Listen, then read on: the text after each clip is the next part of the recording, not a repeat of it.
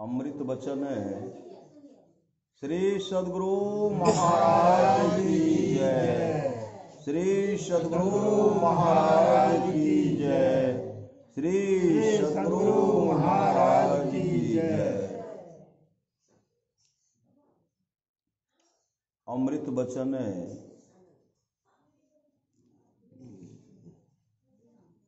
भजन रोज करें। भजन क्या करें? रोज भजन रोज करें। जैसे हम लोग देखते हैं भोजन दिन में कई बार खा लेते हैं? 3 बार। जब जब मन होता तब तब खा लेते हैं। भोजन चाहिए दिन में कई बार। अब भजन क्या करते हैं? साप्ताहिक बांधते हैं ना। श्री सद्गुरु महाराज की साप्ताहिक सत्संग बांधते हैं, तब कहते हैं उसमें सत्संग करेंगे। भोजन 3 बार, कोई 5 बार भी खाते हैं। इससे तो शरीर का भरण पोषण होगा, शरीर मेरा ठीक रहेगा, आत्मा मेरा स्वस्थ रहे। इसके लिए परमारासु महाराज ने कहा दिन में 3 वक्त 3 समय ध्यान कीजिए। सबके लिए बांध दिए। और जैसे कोई आदमी 5 बार भी खा लेते हैं तो परमारासु महाराज कहते हैं कम से कम 5 बार ध्यान कीजिए। नहीं करते हैं? एक तो स्नान करने के बाद, दिन में तुरंत स्नान करने के बाद करते हैं, चाहे ब्रह्म मुहूर्त में करें। उसके बाद ब्रह्म मुहूर्त में 3 से 4 हम लोग ध्यान करते हैं। जहां ध्यानाभ्यास का कार्यक्रम होता वहां से 5 से 6 करते हैं। फिर 10 से 11 करते हैं और 2 से 3 करते हैं। फिर 6 से 7 करते हैं। जैसे दिन में मन हुआ कि खाते जाएं तो 5 बार खा लेते हैं। मेरा आत्मा, मेरा परम कल्याण कैसे होगा, उसके लिए कहते कम से कम दिन में 5 बार ध्यान कीजिए। 5 वक्त।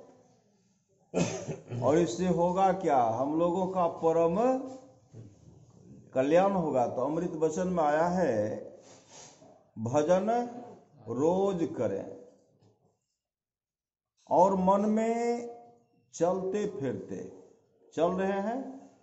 बहुत आदमी कहते चल रहे हैं तो उसमें क्या जाप करेंगे, लेकिन कहते नहीं, चल रहे हैं। जब चल रहे हैं तो उनके साथ श्वास भी तो चल रही है, शरीर चल रही है, लेकिन श्वासारूपी पूंजी वह भी चल रही है। और यह अनमोल श्वास, यह अमूल्य श्वास, इसका कोई कीमत दे नहीं सकते। संसार का तमाम वैभव दे देंगे, फिर भी इस श्वासारूपी पूंजी को कोई वापस नहीं दे सकते।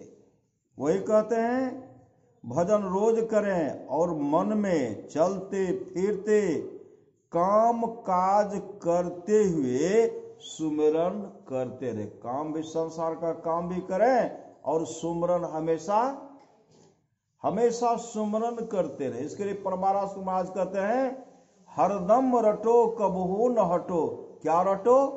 मंत्र जाप। भगवान श्री राम कहते मंत्र जाप मम दृढ़ विश्वासा, पंचम भजन सो वेद प्रकाशा। हरदम रटो कबहू न हटो, तो ही छेड़ेगा न काल। परमारासु महाराज कहते अगर मंत्र को जपते रहेंगे तो काल भी छेड़खानी नहीं करेंगे।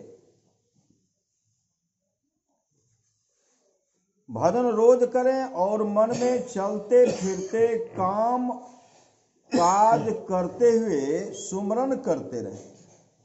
जब फुर्सत हो उस वक्त तो करना ही है। फुर्सत में तो करना है, जब चलते फिरते करना है, सब काम करते हुए करना है। और जिस समय काम नहीं हो रहा, फुर्सत है, उस समय तो करना ही है।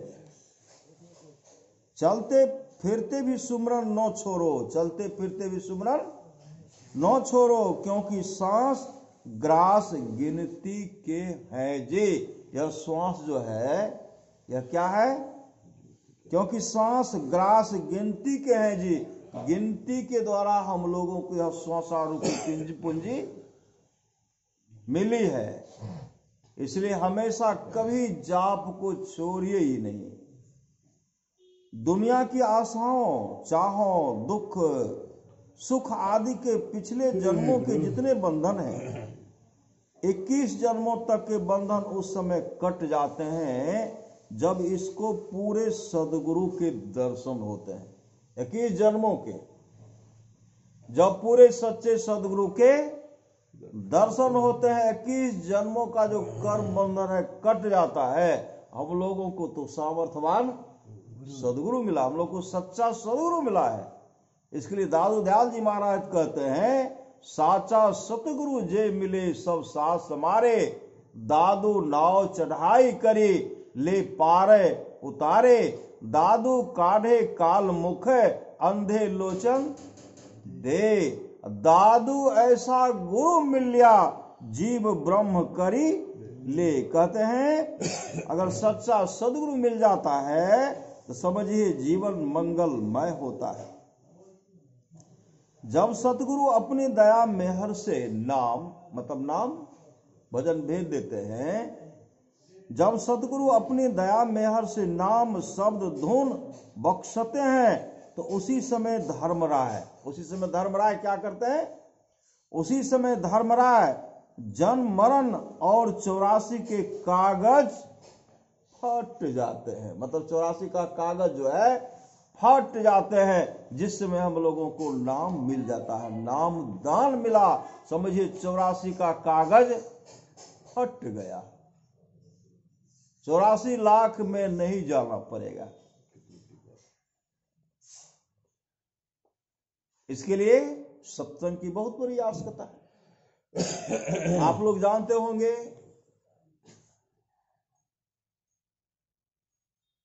संत हरिगोविंद सिंह जी महाराज, हरगोविंद सिंह जी महाराज पहुंचे हुए संत सदगुरु थे। अंबाला शहर में उनका सत्संग हो रहा था, अंबाला शहर में उनका सत्संग हो रहा था, और उस सत्संग में बहुत सत्संगी पहुंचे हुए थे। और हरिगोविंद सिंह महाराज के एक सेवक थे, शिष्य थे, मोतीराम दर्जी। मोतीराम दर्जी सत्संग में बैठे हुए थे। उसी समय अंबाला शहर के एक बहुत बड़े जमींदार आए जिसका नाम था हुकुम सिंह। नाम है हुकुम, जिसको जो कहते करना पड़ता था उसको। क्रूर स्वभाव का था, दुष्ट था, मजदूर से काम करा लेता था, मजदूरी भी नहीं देता था, मौका मिलता था वह उसका हत्या भी कर देता था। इतना दुराचारी था, चरित्र भ्रष्ट था। और एक दिन उसके जीवन में सत्संग मिला। सत्संग, जिसको जीवन मिला सत्संग है, उसको हर घड़ी आनंद ही आनंद है। परमाराज सतमाज की वाणी है, थोड़ा सा भी सत्संग करो बड़ा लाभ होता है। जैसे हरगोविंद सिंह सत्संग में आए, मोतीराम दर्जी उनको आदर से बिठाए। क्यों बिठाए? मोतीराम दर्जी इस शहर के बहुत बड़े जमींदार हैं। अगर ये सत्संग आएंगे, इनके देखा देखी बहुत लोग सत्संग में आएंगे, बहुत लोग सत्संग में आएंगे, और सत्संग करेंगे तो ये बहुत मदद भी करेंगे। इस ख्याल से उनका आग्रह किया, बैठा है। हुकुम सिंह सत्संग सुन रहे हैं। सत्संग समाप्त हुआ, उसी समय मोतीराम दर्जी संत सदगुरु के पास जाते हैं और उनके चरण में लिपटते हुए कहते हैं, सदगुरु आप इनको नाम दान दे दीजिए, मतलब भजन भेज दे दीजिए। किनको? हुकुम सिंह को।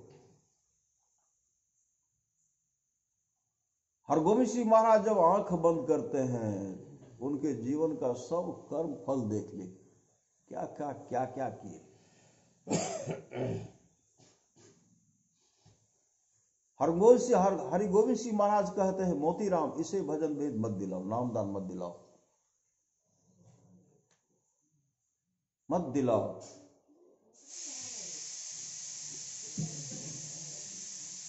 मोतीराम कहते हुजूर इनको नाम दान दे दीजिए। स्वामी हरिगोविंद सिंह महाराज कहते अगर तुम इनको नाम दान दिलाओगे, श्री सदगुरु महाराज की जय। अगर इनको भजन भेद दिलाओगे, मेरा 1 महीने तक का सत्संग का जो प्रोग्राम है, हम कहीं सत्संग नहीं करेंगे। देखिए, सत्संग से बढ़ करके कुछ है, कहा नहीं जा सकता। आज एक सामर्थ्यवान सदगुरु कह रहे हैं, अगर इनको नाम दान दिलाओगे तो हम कहीं सत्संग नहीं करेंगे। कहा हुजूर जो भी हो, लेकिन इनको नाम दान दीजिए, दे दीजिए। कहा हम भोजन भी नहीं करेंगे। कहा हुजूर जो भी हो, इनको नाम दान दे दीजिए। कहा हम कहीं विश्राम भी नहीं करेंगे। हुजूर जो भी हो, इनको नाम दान दे दीजिए। और कहते हम सीधे यहां से ब्यास चले जाएंगे। मोतीराम दर्जी कहते हुजूर जो भी हो, इनको नाम दान दे दीजिए।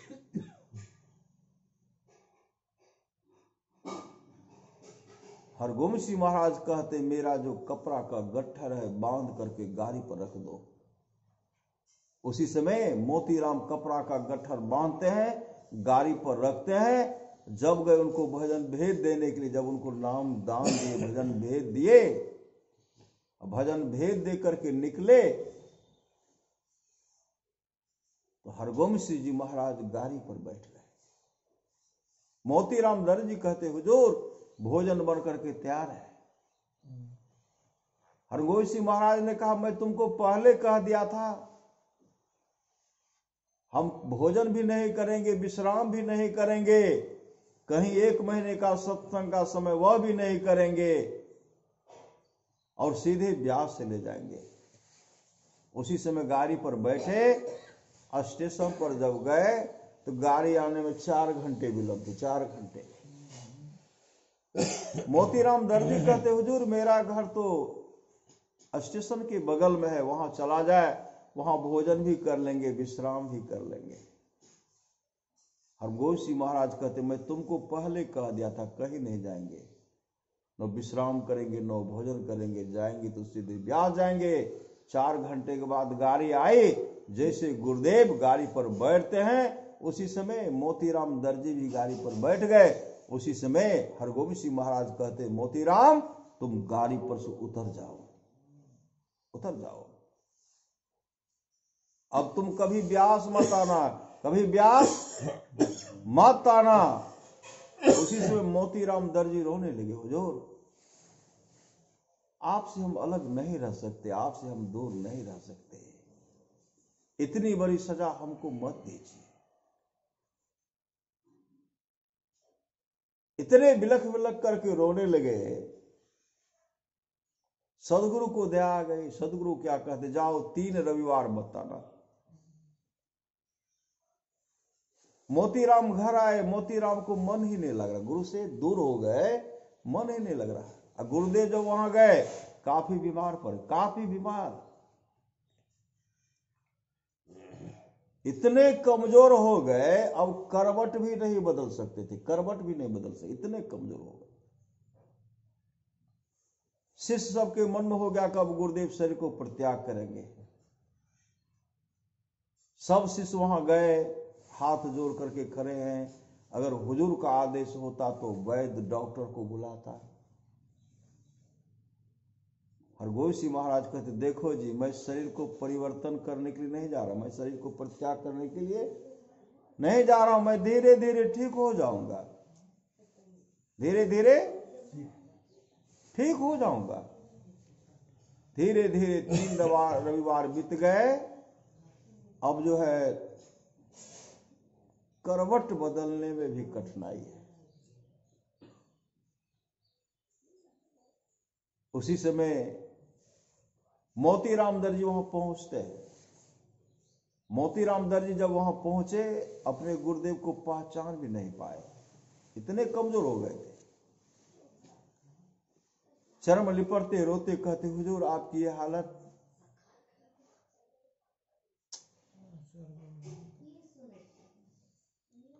आप लोग का है बीच में बोल रहे हैं, डिस्टर्ब हो रहा है। गप नहीं कीजिए भाई।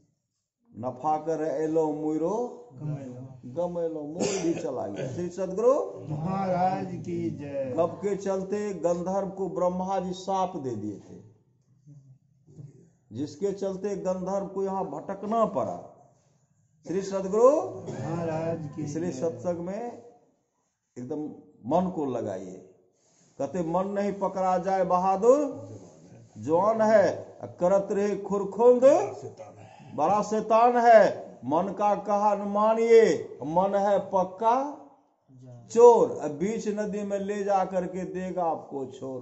गंधर्व लोग के सुख को भोग रहा था, मृत्यु लोग में दुखियारनी माँ के कोख से पैदा ले लिया। श्री सदगुरु महाराज की जय। इसलिए सत्संग में भगवान श्री कृष्ण की वाणी है, निष्पाप उद्धव जी, कोई कितना भी अश्वमेध जग कर ले, कृष्ण चंद्रायन आदि आदि व्रत कर ले, उसके द्वारा में सुलभता से प्राप्त नहीं होता। बस एक सत्संग ऐसा जरिया है जिसके द्वारा में सुलभता से प्राप्त हो जाता, उस भक्त के वश में हो जाता और उस भक्त का परम कल्याण हो जाता। भगवान श्री राम कहते भगति सुतंत्र सकल सुख खानी, सब सुखों की खान है सत्संग भक्ति में।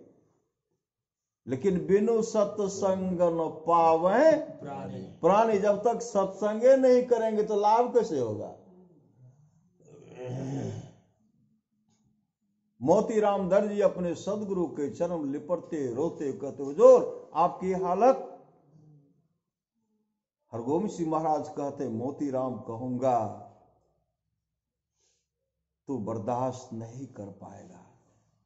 और जिज्ञासा हुई हुजूर वह कौन सी बात है बताइए, हुजूर बताइए वह कौन सी बात है। फिर हरगोविंद सिंह महाराज कहते कहूंगा तू सह नहीं सकेगा।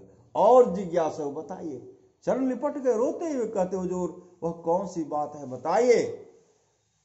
तब हरगोविंद सिंह महाराज कहते हैं मोतीराम तो ऐसे दुष्ट, ऐसे पापी, ऐसे हत्यारा को नाम दान दिलाया, गरीब को सताने वाले को नाम दान दिलाया। जानते हो जिस तरह गर्म लाल लाल तवा पर तवा लाल हो जाता है, लोहार के यहां जाइए, लोहा को रखिए पूरा क्या हो जाता है लाल हो जाता है। जिस तरह गर्म लाल लाल तवा पर मांस को सिझाया और पकाया जाता है, उसी तरह हुकुम सिंह 7 जन्मों तक अपने मां के गर्भ में जाता है।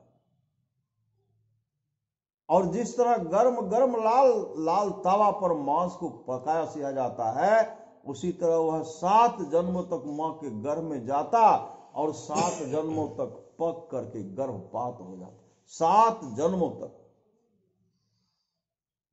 और इसको नाम दान दिला करके, भजन भेद दिला करके 7 जन्मों का कष्ट इसी जन्म में भोगतवा दिया। उसको नहीं भोगना पड़ा, हमको भोगना पड़ा, क्योंकि मैंने उसे नाम दान दिया था, मैं भजन भेज दिया। इतने बड़े दयालु होते हैं सामर्थ्यवान सदगुरु। 7 जन्मों का कष्ट मुझे भोगना पड़ा। अगर किसी को कोई नाम दान देते, समझिए सदगुरु उनका सब भार अपने ऊपर ले लेते हैं। तो कहते हैं जब सतगुरु अपने दया मेहर से नाम शब्द धुन बख्शते हैं, तो उसी समय धर्म राय जन्म मरण और 84 के कागज फट जाते। 84 के कागज फट जाते जिस समय आपने नाम दान ले लिया। अगर मुस्तैदी के साथ आप करेंगे, इसी जन्म में, इसी क्षण में आप मोक्ष को प्राप्त कर सकते। मोक्ष इसी जन्म कब कर लेंगे कहना मुश्किल है। इसलिए 84 का कागज वहां फट गया। जिस वक्त सदगुरु पर पूरी पूरी प्रतीति हो गई, भरोसा बंध गया, उस वक्त यह जीव सचखंड का वासी हो गया। सचखंड मतलब परमात्मा के धाम का वह वासी हो गया। भजन सुमरन रोज रोज करना, भजन सुमरन रोज रोज करना, जब रोज रोज करोगे तो जरूर एक दिन दया मेहर उतरेगी। दरवाजे पर परे रहो। दरवाजे पर क्या रहो? किस दरवाजे पर? इस गेट पर नहीं। नयन नाश का अग्रह तहाँ ब्रह्म को वास। उस दरवाजे पर अपने आप को टिका करके रखिए, अपने दृष्टि को भौहों के बीच में टिका करके रखिए। परम संत बाबा देवी साहब कहते हैं, भक्त जब अपने मन को दोनों भौहों के बीच में टिका करके रखता है तो मन उसे पहले उसे भगाने वाले भगाते हैं, धकियाने वाले धकियाते हैं, विचलित कराते हैं। जो धकियाने के बाद भी, भगाने के बाद भी जो वहां से नहीं हटता, जो विचलित नहीं होता, परमात्मा उन पर द्रवे बिना नहीं रहते, परमात्मा उन पर द्रवित हो जाते हैं। जब दया करते हैं तो सबसे पहले ज्योति का दर्शन कराते हैं, ज्योति प्रकाश का दर्शन कराते हैं, और उसी प्रकाश में शब्द भी होता है और गुरु के द्वारा उस शब्द को पकड़ा जाता है। जो उस शब्द को पकड़ लेते हैं वही सचखंड है, परमात्मा के धाम, विष्णु का परम पद कहिए, गुरु धाम कहिए, उस धाम चले जाते हैं। लेकिन इसके लिए नाम का सुमरन हमेशा। अपने आप को कोई हड़बड़ी नहीं है कि हमको प्रकाश नहीं मिला। श्री सदगुरु हड़बड़ी इस बात की है कि हमसे नाम का सुमरन हो रहा है कि नहीं हो रहा है। नाम का सुमरन जैसे होगा, क्या कहते, बैठे चूत ते निकले सूत। नाम का सुमरन हमेशा हर वक्त नाम का लगन जारी रहना चाहिए। संत कबीर ने कहा, नाम लगन छूटे नहीं, सोई साधु सयाना हो। चाहे लाल में रहिए, पीला में रहिए, नीला में रहिए, हरा में रहिए, बोरा का चट्टी ओढ़ लीजिए, श्री सदगुरु कीमतीदार कंबल रजाई ओढ़िए, घास पर सोइए कि मुलायम गद्देदार बिछावन पर सोइए। अगर नाम का लगन हो रहा है, आप परमात्मा के असली सुपुत्र है, सदगुरु, सदगुरु के अच्छे दुलारे हैं, प्यारे हैं, और काम बनेगा। श्री सदगुरु नाम लगन छूटे नहीं, सोई साधु से आना हो। माटी के बर्तन बनियो, पानी ले साना हो। बिन सत बार न लागे है, क्या राजा क्या राना हो। क्या सराय का बासना, सब लोग बेगाना हो तो भोर सब उठी चले, दूर देश को जाना हो। 8 पहर सन्मुख लरे, सोई बांधे बाना हो। जीत चला भव सागर, सोई सूरा मर दाना हो। सतगुरु की सेवा करे, पावे पर वाना हो। परवाना मतलब मोक्ष को प्राप्त कर लेते हैं। पावे परवाना हो, कहे कबीर, धर्मदास से तेही काल डेराना हो। काल भी अब डरेंगे, काल भी आपको नमन कर लेंगे। कब? जब आप ध्यान करेंगे, अंतर पथ चालो प्रभु को पालो। अद्भुत अंतर की डगरिया, जा पर चलकर प्रभु मिलते। दाता सतगुरु धन धन, जो राह लखा देते। नित्य प्रति सत्संग, कर ले प्यारा, तेरा कार सरे सारा। सार कार्य को निर्णय करके, धर चेतन धारा, पिंड के पारा। दसम द्वारे का ज्योति जग जावे, अति सुख पावे। शब्द सहारे का, लख बिंदु नाद तह त्रय बंदे के। सुनो सुनो में ही ब्रह्मनाद का, धरो सहारा। आपन तन में ही निज तन में खोज सज्जन, बाहर न खोज ना। अपने ही घट में हरि है, अपने में खोज ना। श्री सतगुरु महाराज की जय। भजन सुमरन रोज रोज करना। जब रोज रोज करोगे तो जरूर एक दिन दया मेहर उतरेगी। दरवाजे पर परे रहो, किसी वक्त बुलाए जाओगे। कब बुला लेंगे? दरवाजे पर। जो किसी के दरवाजे पर रहेंगे उसी को न बुलाएंगे। श्री सदगुरु। जो दरवाजे पर नहीं रहेंगे कौन बुलाए? कोई बुलाने वाला होगा? श्री सदगुरु महाराज की जय। किसी वक्त बुलाए जाओगे। जल्दी का काम शैतान का होता है। जल्दी का काम, हर बार काम शैतान का। सब धुन खुद अनामी पुरुष की जान है। सब धुन खुद अनामी पुरुष की जान है। जिस वक्त उसकी इच्छा होगी इस सूरत को मैं अपने में मिला लो। इस सूरत को, सूरत चला प्रभु मिलन को, विषयों से मुख को मोरी कर। सब धुन खुद अनामी पुरुष की जान है। जिस वक्त उसकी इच्छा होगी कि इस सूरत को मैं अपने मिला लो, फौरन मिला लेगा, फौरन मिला लेगा। लेकिन संत सदगुरु नहीं चाहते। क्या नहीं चाहते हैं? संत सदगुरु मोक्ष नहीं चाहते। श्री सदगुरु, क्योंकि मोक्ष मुक्ति तो संतों की चेरी है, दासी है। वो उनको आनंद आता है सत्संग करने में, उनको आनंद आता है जीव को चेताने में, उनको आनंद आता है भटकते हुए जीव को सचखंड परमात्मा के धाम पहुंचाने में। इसलिए कहते नगर भ्रमय गुरु करे उपदेशवा हो, से हो मन सुतल निश्चित। उठो उठो आहो मन गुरु के भजन करो, करो सत्संग सो सत्संग से प्रेम कीजिए। पर जिस वक्त वह सब धुन के समान निर्मल होगी, जरा सी भी देरी न लगेगी।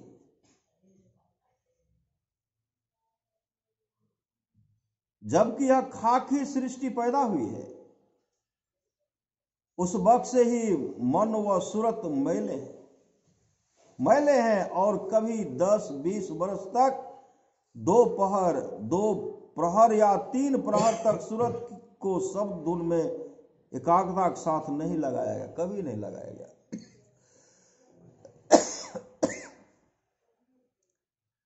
फिर इतनी जल्दी धुन में किस तरह जग सब मिलेगी?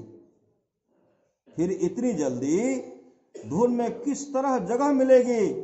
जब तक सूरत 8 प्रहर तक प्रेम के साथ धुन से नहीं लगेगी तो धुन में किस तरह समाएगी? सब धुन स्वरूपी गुरु को आपके सूरत और मन को निर्मल करने की बहुत जल्दी है। वे ऐसी दया मेहर कर रहे हैं, एक पल भी नहीं विसारते हैं और चाहते हैं कि यह सूरत जिसकी शब्द सुनाकर जगा दिया है कब निर्मल हो और कब इसे मैं अपने सब धुन स्वरूप में मिलाकर सचखंड पहुंचा दूं। सदगुरु के वचन के अंदर रहना चाहिए, सदगुरु के वचन के अंदर रहना चाहिए और कारोबार दुनिया का भी करना चाहिए। जिस वक्त फल पक जाता है तो आप ही वृक्ष से टूट जाता है।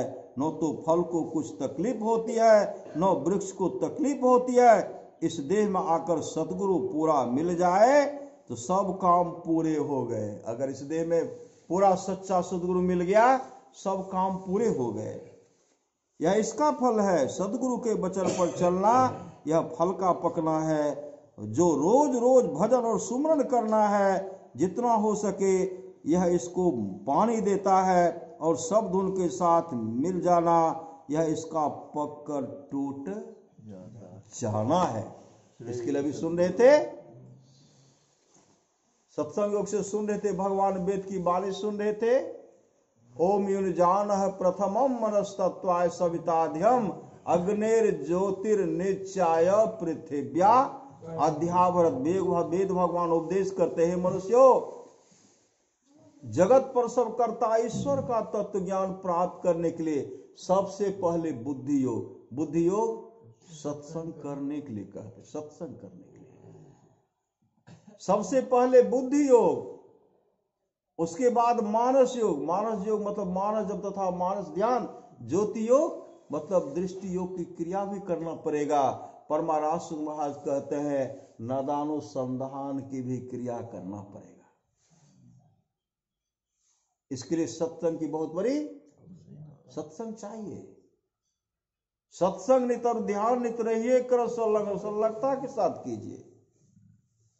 सत्संग नित और ध्यान नित रहिए, कर संलग्न हो। व्यभिचार चोरी नशा हिंसा झूठ तजना चाहिए। सब संत मत सिद्धांत सब संत दृढ़ है कर दिए। इन अमल स्थिर सिद्धांत को दृढ़ याद रखना चाहिए। यह सार है सिद्धांत सबका, सतगुरु को सेवना, मैं ही न हो कुछ यही बिना गुरु सेव करनी चाहिए। मतलब द्वार पर परे रहिए, कब हो कि दीनदयाल की भनक पड़ेगी कान। आप लोग जानते होंगे सेठ अनाथ पिंडक। सेठ अनाथ पिंडक बहुत धनाढ़ सेठ थे, बहुत धनाढ़ सेठ। भुट्टा का ढेर जिस तरह रखते, इतना सोना चांदी का ढेर उनके पास रहता था, इतना। और उनके द्वार पर देवता आते थे। क्यों? देवता उनका स्वागत कर, देवता उनका सेवा करते थे। उनके खजाना को, गोदाम को, भंडारा को हमेशा भरा करते थे। क्यों? वहां बराबर सत्संग होते रहता, बराबर सत्संग। एक दिन की बात है, सेठ अनाथ पिंडक से वह देवता आकर के कहते हैं, सेठ जी आप दान नहीं कीजिए। श्री सदगुरु आप दान मत कीजिए। आप जो दान करते सारा धन आपका नष्ट बर्बाद हो गया। जितना आप दान किया उतना धन को अगर आप व्यापार में लगाते तो आप और आगे बढ़ जाते। आप किसी भिक्षु को, किसी सन्यासी को दान मत दीजिए। उसी समय सेठ अनाथ पिंडक उनको डांटते हुए कहते, तुम भागो यहां से, मेरे घर से निकल जाओ, धमपत को पड़िएगा। श्री सदगुरु मेरे घर से निकल जाओ, मैं सत्संग करता हूं, मैं दान करता हूं, तुम मना ही करता है, निकलो यहां से। उसी समय निकाल दिए, निकल गए। काशी बनारस आदि आदि नगरी छान डाले, कहीं उतना सुंदर जगह उनको नहीं मिला, क्योंकि सजाया हुआ था। उस घर में हमेशा सत्संग होते रहता, कोई न कोई साधु हमेशा आते रहते थे। कहते तुम निकल जाओ। गए, कहीं उनको उतना सुंदर जगह नहीं मिला। तब आए भगवान इंद्र के पास। कौन? देवता। कहते भगवान मैं तो सेठ अनाथ पिंडक को इसलिए दान करने से रोका था, वह सब धन उसका सब दान में बर्बाद हो गया। मैं कहा था कि उस शेष धन को व्यापार में लगाइए, लेकिन हमको घर से निकाल दिए। लेकिन उतना सुंदर जगह हमको कहीं मिलता ही नहीं है। आप कोई हमको उपाय बताइए। भगवान इंद्र कहते तुम तो देवता हो, तुम तो जो चाहोगे कर लोगे। अगर वह दान करते करते उसका सारा धन बर्बाद हो गया है, तो उनके गोदाम को, भंडार को, खजाना को असरफियों से भंडार को भर दो, गोदाम को भर दो, अनाज से भर दो, खजाना को भर दो। तब देवता भगवान इंद्र के परामर्श से वह पुनः आए। आकर के क्या करते, उनके सब गोदाम को, भंडार को, खजाना को, असर सबको भर दिए। जिसमें अनाज चाहिए भरपूर है, रुपया चाहिए भरपूर है, असरफी चाहिए भरपूर भर दिए। अब तब वह गए सेठ अनाथ पिंडक के पास और जाकर के कहते हैं, शेर जी आपके सब, आपका गोदाम, भंडार, खजाना को भर दिया हूं। अब मुझे यहाँ, आप अपने यहाँ रहने के लिए जगह दीजिए, क्योंकि यहाँ साधु महात्मा आता है तो हम दर्शन करते हैं। श्री सदगुरु दर्शन करते हैं, स्तुति प्रार्थना होता है, भजन होता है, मुझे बहुत आनंद आता है। अब मुझे यहाँ रहने के लिए दीजिए। सेठ अनाथ पिंडक ने कहा नहीं, तुम्हारे लिए यहाँ, मेरे यहाँ कोई जगह नहीं है, तुम जाओ, निकल जाओ। इतने गिड़गिड़ाए। जब गिड़गिड़ाए तो सेठ अनाथ पिंडक कहते हैं तुम चलो हमारे गुरुदेव से माफी मांगो। श्री सदगुरु मेरे गुरुदेव से माफी मांगो, चलो मेरे गुरुदेव के पास। वहां जब गए, भगवान बुद्ध के पास उनको ले गए। सेठ अनाथ पिंडक कहते हैं भंते, यह वही देवता है जब हम दान पुण्य करते थे हमको मना ही करता, यह हमको मना ही करता है। यह पुनः मेरे गोदाम को भर दिया, खजाना को भर दिया है, अब पुनः यहाँ रहने के लिए आया है। आप जो कहिएगा, आप रहने के लिए रखने के लिए कहिएगा तो रखेंगे, नहीं रखने के लिए कहिएगा तो हम तो नहीं रखेंगे, आप जो कहेंगे वही मैं करूंगा। उस समय भगवान बुद्ध देवता को डांटे। धन की 3 गति है, पहला है दान, दूसरा है भोग, तीसरा है नाश। और तू इसे बहकावे में डाल करके इसका मन जो धर्म में लगा हुआ उसको बर्बाद करना चाहता है। डांटते हुए कहते हैं कभी भूल से भी इस तरह नहीं करना। भगवान बुद्ध शेर जी से कहते हैं पिंडक से, इसे माफ कर दीजिए, अब यह पुनः आपको तबाह परेशान नहीं करेगा। इतना बड़ा सत्संग का महत्व है। सत्संग कीजिए, लक्ष्मी सरस्वती दासी बनकर श्री सदगुरु महाराज भरपूर करते रहेंगे, भरपूर करते रहेंगे। जब मुक्ति भक्ति संतों की दासी है, लक्ष्मी है, तो वह वहां जहां है उसके लिए परमारा सुना है ने कहा नित्य नियमित ढंग से सत्संग करो, ईश्वर भजन करते रहो, साधन भजन करते रहो। जो इस तरह करते रहेंगे उनको खाना दाना और कपड़ा की कभी कमी नहीं, कभी कमी नहीं रहेगी। लेकिन कीजिए तो करिए नित्य सत्संग को, बाधा सकल मिटा, यह अवसर फिर ना मिले, दुर्लभ न तन पाए। इसलिए महापुरुष की वाणी है, जननी जने पे साकट ना जने, जननी जने पे साकट ना जने, जियस ना बने तो पुत्र से भला मदार, पुत्र से भला मदार, फिरे जही कोख में, पुत्रवती वह नारी जाहे के दुख में। बच्चा का जन्म तो हर जगह होता नहीं होता है, हर घर में जन्म होता है। जन्म होता है तो उनके जन्म छठी शिला के अवसर पर सत्संग कहाँ होता है। जन्म तो लेता है, सबके जन्मदिन के अवसर पर सत्संग कहाँ होता है। जो ऐसे बहुत बड़े भाग्यशाली हैं, जो बहुत पूर्व जन्मों से ही जो गुरु के दुलारे हैं, जो गुरु के प्यारे हैं, वैसे ही कहाँ जन्म लेंगे। भक्ति बीज बिन से नहीं, जो जुग जाए अनंत, ऊंच नीच घर जन्म ले तो संत को। कई जन्मों का सत्संग का लसंग जो होगा वही संत के परिवार में, गुरु के भक्त के घर में जन्म लेंगे। आज जो हम लोग सत्संग कर रहे हैं अवधेश बाबू की यहाँ नहीं कर रहे हैं, उनके पोती का जन्मदिन है। सबके जन्मदिन, सबके छठी शिला, सबके मुंडन संस्कार के अवसर पर सत्संग नहीं होता। जो बहुत बड़े भाग्यशाली है उन्हीं के जन्मदिन के अवसर पर सत्संग होता है। तो जन्मदिन के अवसर पर सत्संग हो रहा है। परमारस महाराज कहते हैं, रामचरितमानस में आया है, मति की रति गति भूत भलाई, जब यही जतन जहां यही पाए, सो जानब सत्संग प्रभाव लोको वेदनो अनुपाय। तमाम चीजें आज तक जिस किसी को प्राप्त हुआ है वह सत्संग के प्रभाव से बात जाना चाहिए। लोक और वेद में इसके मिलने का दूसरा कोई उपाय नहीं, कोई उपाय नहीं। इसलिए परमारस महाराज कहते सत्संग कीजिए। भगवान बुद्ध भी सबको कहते थे सत्संग करने के लिए, सबको कहते सत्संग।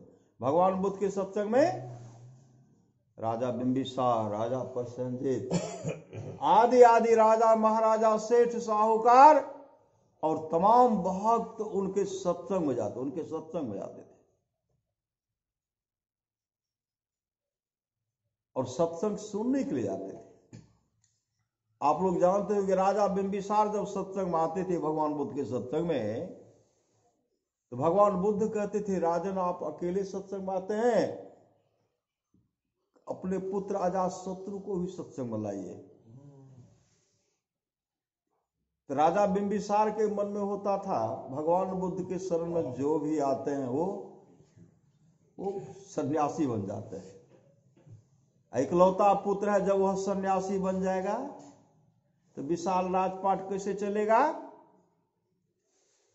विशाल राजपाट को चलाने के लिए अपने पुत्र को कभी सत्संग करने के लिए नहीं कहे और भगवान बुद्ध के शरण में जाने के लिए भी नहीं कहे। अजात शत्रु के जीवन में सत्संग नहीं था। जब बड़े हुए अपने पिताजी को गद्दी पर से धक्का मार करके नीचे कर दिए और सिंहासन पर बैठ गए और कहते बुढ़े को खाना दाना देना बंद कर दो, पानी भी मत दो।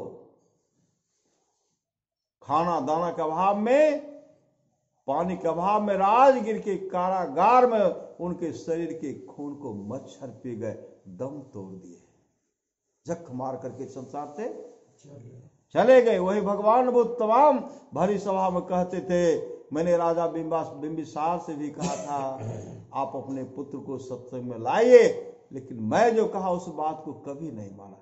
अगर वो मान लेते, उनके पुत्र उनके साथ इस तरह का दुर्व्यवहार नहीं करते। उस सत्संग में सेठ अनाथ पिंडक भी बैठे हुए थे। सेठ अनाथ पिंडक के मन में हमको भी तो एक पुत्र है, हम भी सत्संग करने के लिए नहीं कहते हैं।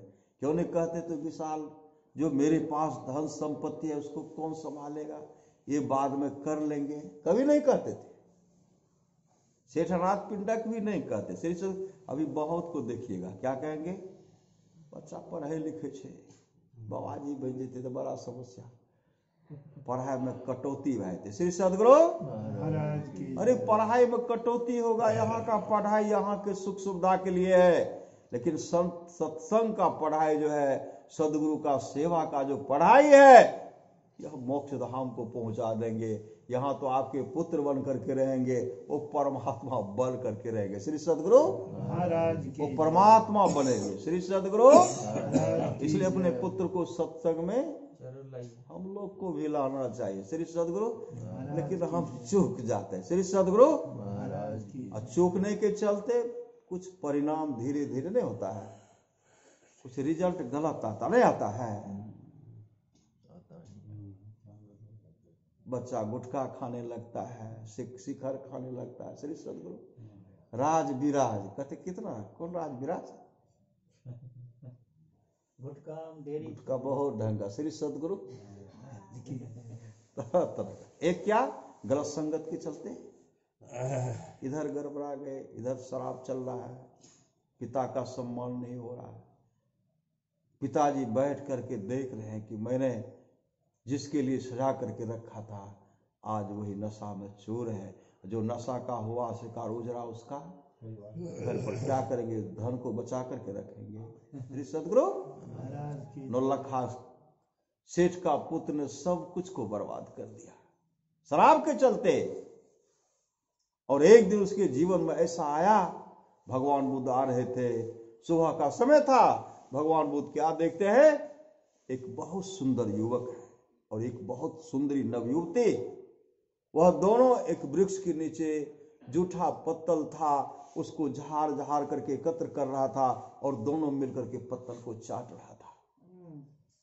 भगवान बुद्ध कहते हैं, आनंद इसको पहचानते हो? कहा नहीं बनते। कहा नहीं जानते हो? कहा नहीं। कौन है भगते? कहा नौलखा सेठ का पुत्र बंधु है। कहा भगवान इसकी यह हालत? कहा नौलखा सेठ जब तक शरीर में रहा अपने पुत्र को सत्संग करने के लिए कभी नहीं कहा। नौलखा सेठ जब संसार चल बसे, इनके पुत्र का संगत गलत हो गया, शराबी का संग हो गया। और शराबी सब आकर के इनके दरवाजे के सामने बोतल को चमकाता, बोतल को चमका। कल 1 जनवरी था ने। श्री सदगुरु महाराज की जय। कोई सत्संग में लगे हैं, सत्संग जिसके जीवन में सत्संगमय बना लिए, कोई अंडा खाने में, कोई मछली खाने में, कोई शराब पीने में। एक कहां, एक नरकगामी, एक मोक्ष धाम। सब अच्छे लोग की प्राप्ति, जो सत्संग करेंगे अच्छे से अच्छे लोग की प्राप्ति होगी। वो जो शराब पिए, मछली मांस खाए, आदि आदि जो किए, वह नरकगामी, एक न एक दिन नरक में उसको जाना पड़ेगा।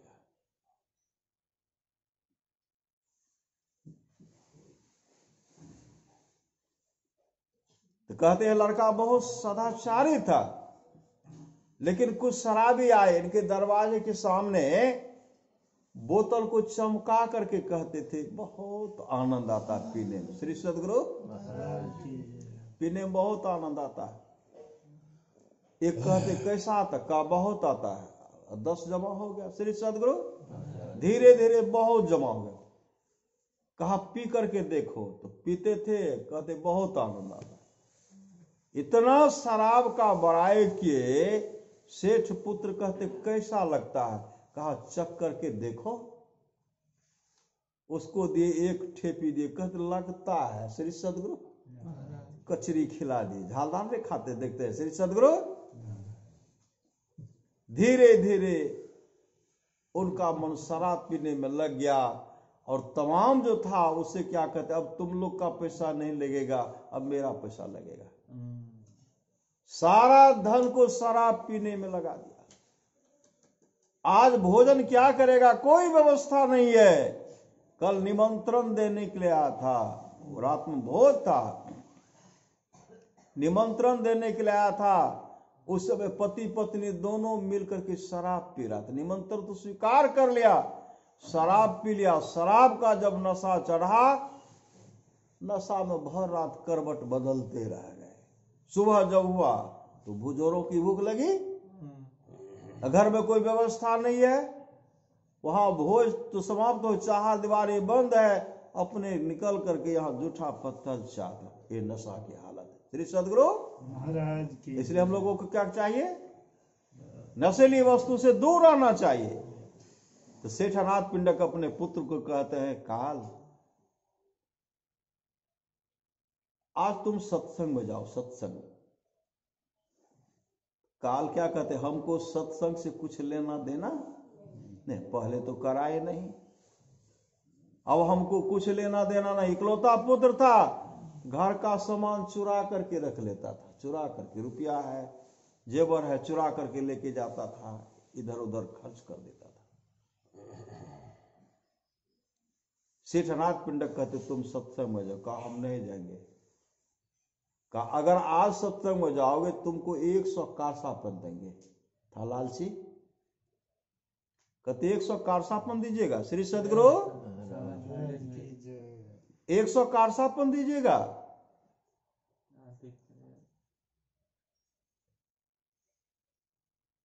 कहा हाँ। कहा तब तो जाऊंगा, तब तो जाऊंगा। 100 कारसापन का गठर अलग कर दिए, अलग करवाए। तब गए सत्संग में। सत्संग में सबसे पीछे खुट्टा का सहारा ले लिए, और खुट्टा का सहारा लेकर के आलस में पड़ गए, गहरी नींद में सो गए। और जब उठते हैं तो सत्संग में नहीं रख, चल दिए दूसरे गांव, इधर उधर भटकते कई गांव। दूसरे दिन घर आए, सेठ अनाथ पिंडक कहते सत्संग में गया था। कहा पिताजी, गए तो थे लेकिन हम सो गए थे। कहा प्रवचन क्या? कहा हम सुने। कहा आप सुनने के लिए कहे थे? कहा सुनने के लिए कहते तब तो हम सुनते, हम तो सो गए। और दूसरे को आकर कभी आए, कहा आज फिर जाओ, अब नहीं जाएंगे। सेठ अनाथ पिंडक कहता आज जाओगे तुमको 1000 कारसापन देंगे। कहा 1000 दीजिएगा। कहा तब तो मैं जाऊंगा। 1000 का कारसापन गठर करवाए। जब सत्संग में जाने लगे, सेठ अनाथ पिंडक कहते आज तुमको हम 1000 कारसापन दे रहे। भगवान बुद्ध का जो प्रवचन होगा वह प्रवचन तुमको सुन करके सुनाना पड़ेगा। उसी समय काल कहते हैं पिताजी आज मैं सत्संग में सबसे पहले जाऊंगा, आगे बैठूंगा और भगवान बुद्ध का जो प्रवचन होगा सुन करके सुनाऊंगा। सबसे आगे गए और भगवान बुद्ध मंचासीन है, आमने सामने संत सदगुरु को देख रहे हैं। भगवान बुद्ध प्रवचन कर रहे हैं और सुन रहे। सुनते सुनते काल को समाधि लगे। समाधि मतलब आत्मस्वरूप का दर्शन कर लेना। समाधि लग गई, सत्संग समाप्त हो गया। काल सत्संग पंडाल में बैठे समाधि में है। सब भक्त अपने घर पर गए, भगवान बुद्ध अपने निवास में गए।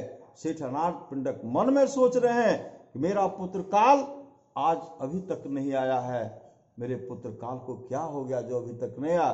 भगवान बुद्ध ध्यान बैठे हुए थे। जिनकी दृष्टि खुल जाती है, पूरे ब्रह्मांड में कहाँ क्या हो रहा सब देख रहे हैं। भगवान बुद्ध देख लिए कि काल जो है सत्संग पंडाल में समाधि में बैठे हुए हैं। भगवान बुद्ध वहां गए, पीठ को थपथपाते हुए कहते, पुत्र काल उठो, तुम्हारा पिताजी तुम्हारा इंतजार कर रहे हैं। काल का वह दिन तो बहुत सौभाग्यशाली दिन था। भगवान बुद्ध के चरण लिपट गए। भगवान बुद्ध आगे आगे पीछे पीछे काल सेठ अनाथ पिंडक के घर पर गए, भोजन करने के लिए आग्रह किए। दोनों बैठ करके भोजन कर रहे हैं। काल आज न इधर देख रहा न उधर देख रहा है, आंख बंद करके भोजन कर रहे हैं। सेठ अनाथ पिंडक देखते हैं, जब तक काल घर आते थे इधर उधर देखते रहते थे। आज मेरे पुत्र काल को क्या हो गया, कुछ देखते भी नहीं है, लेना तो दूर रहा है, 1000 कासा पर का गट्ठर रखा हुआ है, देखना तो दूर रहा, लेना तो दूर रहा, देखता तक भी नहीं है। कहते भंते मेरे पुत्र काल को क्या हो गया, मेरे पुत्र काल को ठीक कर दीजिए। भगवान बुद्ध कहते हैं, शेर जी आज आपके पुत्र काल को उस सुख की प्राप्ति हो गई है। उस सुख की प्राप्ति सम्राट के पद से भी आगे का सुख, इंद्रलोक के सुख से भी आगे का सुख है, ब्रह्मलोक के भी सुख से आगे का सुख कौन, परमात्मा का सुख, परमात्मा का धाम। आज आपके पुत्र काल को उस सुख की प्राप्ति हो गई है, जिस सुख के सामने तीनों लोक की संपदा जो है तुच्छ है, तुच्छ है, तुच्छ है। जब आंख खोल करके देखते हैं, काल का मुखाकृति मुखमंडल चमक रहा था। वे सुन रहे थे, ज्योति जग जावे अति पावे, शब्द सहारे का लख बिंदु नाथ त्रय बंदे के, सुनो सुनो में ही ब्रह्मनाथ का धरो सहारा, आपन तन में ही ध्यानाभ्यास कीजिए। मुस्तैदी के साथ सत्संग कीजिए, ध्यान कीजिए, और हमेशा सुमरन में हमेशा मंत्र को जपते रहिए। जपते रहेंगे, एक न एक दिन काम हम लोगों का बनेगा। जिस बच्ची के जन्मदिन के अवसर पर हम लोग सत्संग कर रहे हैं, इससे क्या होता है, बच्ची का तो उद्धार होगा ही। 100 जो सत्संग में आए हैं, 100 पीढ़ी का उद्धार, 100 पीढ़ी का परम कल्याण हो जाता है सत्संग से।